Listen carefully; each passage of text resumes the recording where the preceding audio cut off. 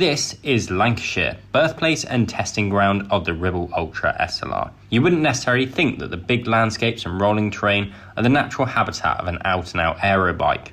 Compared to something like the Endurance SLR, this is a bike that isn't overly light, and it's safe to say that comfort or versatility aren't high on its priorities list either. And yet when it comes to road racing, this is the bike that the Ribble Collective riders reach for. Why? Because apparently it's bloody fast. When it comes to choosing a new bike or upgrading your components, you'll often face the same decision, whether to go for lightweight or aero. Obviously, we wanted to know for once and for all what's actually quicker. So to help us find out, today I'm chatting to the creators of Ribble's no-holes-barred aero bike, the Ultra SLR. Let's find out what makes a bike aerodynamic and how much advantage it could give you. The Ultra SLR truly is unapologetically aero. It doesn't try to pretend to be one bike to do it all, and according to its designers, puts speed above all else. So really, it's the perfect bike to look at when comparing aero and lightweight. It's fairly unanimously agreed that the key to speed on most flat and even rolling courses, every race in the UK then, is aerodynamics. The dark art of taming the wind can't be seen, rarely heard, and yet at road race speeds it's almost entirely responsible for the resistance that you face. We're told that a lot, but most of us can't ride at the same speed as the pros, so does it still matter to us? Let's see if we can get some more concrete figures out of the Ribble engineers that we've dragged out the wind tunnel. Andy, why did the Ultra come about? So aerodynamics is it's crazy important for a cyclist. I mean, 80% or more of your effort, so the amount of effort you're putting in through the pedals, goes into moving air out of the way. So it's vitally important that you factor in aerodynamics with regards to bike design, and that's not just the rider who's competing to win the Tour de France. It's me, it's you, it's somebody who's commuting to work and back. It's no matter what cycling you're doing, 80% of what you do, the effort you put in, is moving air out of the way. So that was really how it came about. It was about designing and developing a bike which was, in our view, was the most aerodynamically optimised bike in the world. For the Ultra, our testing purposely was based around what we've called our enthusiast and a pro level, 22 mile an hour and 30 mile an hour. So for us it was key to design a bike that was, yes, great at those speeds, but also great at a lower speed as well. And actually the testing we did actually showed that the enthusiast level at 22 mile an hour actually performed better than the pro at 30 mile an hour. And it's all well and good making a fast bike in a wind tunnel, but how do you actually ensure that it's fast in the real world? So I think for our design process, we go through multiple different stages. So stage one is you go through CFD, so computational fluid dynamics, how the air interacts not just with the tube shapes or the other components of the bike, but also crucially interacts with the rider. So we can actually see where the airflow is going, what's happening to it, and we can see how it's impacting the whole package. But that's in the virtual world. We then take it into more of a physical world, and wind tunnel testing then becomes very important. For wind tunnel testing, we can use mannequins, we can use rapid prototypes to get early indications of how it's going to perform in the real world. But then that's still not actually in the real world. So then the next step is then to take physical samples and do very controlled real world testing. So that comes down to multiple different riders across multiple different courses, testing the bike in multiple different hand positions, rider body positions, and seeing how it performs on a very controlled kind of spec to spec versus where we were on the wind tunnel and also where we were in CFD, to understand how it performs actually in the real world. Right away from CFD all the way through to real world testing, on average we were 0.04% aligned across the whole process. And then out in the real world, obviously you still sell a lightweight bike, yes. The Endurance SLR. Which one is faster in the real world? In the vast majority of cases, if it's all about performance, the Ultra, the Aero, the most aero bike wins. Absolutely, it wins. It's only when you get to a point where it's a pure uphill climb over a certain percentage, your speed is low as well, that's when the weight really starts to edge ahead. But generally, aero trumps lightweight. So really, if speed is a priority, then it's aero we need to be looking at. Speed and efficiency is a priority, yeah. And ultimately, when it comes to the real world, some people, it's not all about speed. It's not all about I'm going to go faster, but it can be about efficiency, because it works both ways. If you've got a wattage saving, in the real world, then you can do that. You can use that one or two ways. You can either use it to go faster, or you can use it to put less effort in and maintain the same speed. So it works both ways. And then beat your mates. And beat your mates. So you're fresher for the sprint, for the sign, or for the finish line, or whatever it might be. Yeah. So yeah.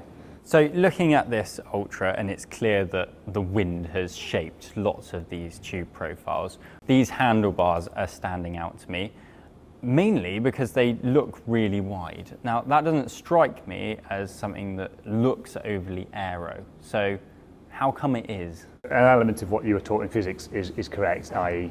thinner and slippier is better on its own. But the crucial thing here is that a bike is never in isolation. Yeah. And so therefore, when it comes to when we did this project and the whole testing process, it's absolutely fundamental that you take into consideration that the bike always has a rider on it. We actually spent a lot of time working on the handlebar. It's one of those points where I think in the past it's kind of been left as a bit of an afterthought. You've got these two wake generators underneath, and what they effectively do is they create a wake that directs around the rider's legs and then exits to the side of the rider. Because your legs, I guess a lot of drag comes from your legs because they're the moving part. Yeah, fundamentally, yeah. I mean, obviously we've seen, at the time we launched this bike, a very similar time we saw the Hope Lotus track bike, and obviously at the recent World Championships we've seen a lot of other nations that have followed suit with the wider fork blades, and obviously that's something that we have used in this bike, the fork and the seat stays. Yeah, these are sort of fins here. Yeah. They are wide, aren't they? To match on a head-on profile, they sit exactly behind the front fork. Yes, the extremes on the track bikes are far more extreme, but the reasoning for that is you're only going straight on. And the reason why we looked at the bar in terms of creating those wakes was because your angle is also very important when it comes to real-world cycling. Hang on. You're going to have to explain your angle to me. Okay, yeah. So your angle is effectively it's the degree of crosswind that you're encountering as you're cycling. Yeah. So it's very rare that you're in a full-on headwind directly in front of you. It feels like there's always a headwind. It does, yeah. Well, it does feel like that. In reality, it's not always a direct headwind. You'll have a degree of crosswind that will be hitting you, and that is essentially called the yaw angle. Yeah. And with cycling, particularly real-world cycling, that's very important that we take that into consideration, because something that can be very aerodynamically effective at 0 degrees of yaw, i.e. a head-on headwind, could be very different as you go into a slight crosswind. Yeah. So that's absolutely fundamental. One of the hardest parts of this project was actually how can we keep the benefit as we go through the yaw sweep, i.e. right away from headwind all the way through to a crosswind of maybe up to 15-20 degrees, which is very extreme, particularly for a cyclist, but how do we maintain the gains as we go through the full yaw sweep? This bike, the whole point was to have a bike that was a real world bike, and with a sweet spot of around 5 to 10 degrees. And what we actually saw was when we hit 15 degrees of yaw, which is obviously quite a steep angle of wind, but not uncommon in the UK, the bike shape actually creates a thrust and actually gets faster. So this should be fast, not just in a head-on. Absolutely, yeah. So the down tube is also pretty interesting. It's really slim here and then really wide here. What's the reason for that? Pretty much everybody is going to be riding this bike with a water bottle on it. You're generally going to be riding with a standard round water bottle as well. So what we did was we optimised the down tube for the shape to be specific at different points in the down tube in how it reacts with different elements that are going on around it. Yep. So actually what we've got is we've got a frame here which is faster with a water bottle than without a water bottle. Okay, so let's cut to the chase. How much quicker is a bike like the Ultra SLR going to make me? I'm in the fortunate position that I was very much part of the testing process. So we tested the bike over 3 individual courses at specific efforts. All of those courses though, none of them are pan flat. So we always made sure that we looked at how the weight of the bike was differed and how it impacted on the result across those courses. Yeah. So it was a very controlled effort, 3 different courses. One was a maximal effort over a short period of time, 2 to 3 minutes. One was on a more of a VO2 type effort, around about 15 minutes. And then one was an hour and a half over a hilly course, which was kind of a threshold, just below threshold kind of effort.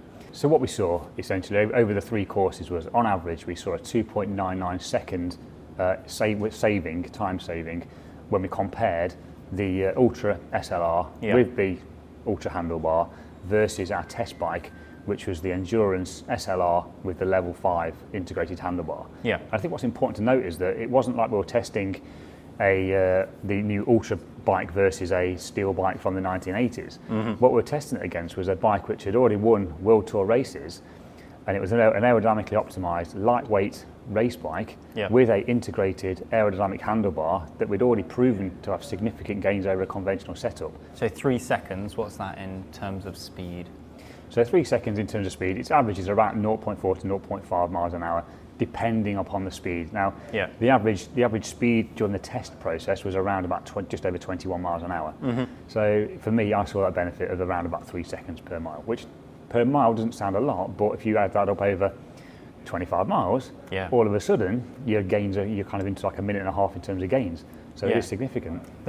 If I can go out on the weekend and add 0.4, 0.5 miles an hour, what's that, 0.7, 0.8 kph to my average speed, then I'm going to start impressing people with my with my average speed. And from doing that's no extra training. That's just from changing bike. Free speed, should we say? Not quite free speed, but yeah. If this video has whet your appetite to find out more about the Ultra SLR, then you can check out the full range of aero builds on the Ribble website using the link in the description below. They might cost less than you think. A big thanks for Ribble for letting us pick their brains, and let us know whether your next bike purchase will be an aero bike down in the comment section below. If you've enjoyed this video, then please give us a like and subscribe to the channel for more tech deep dives, and we'll see you next time.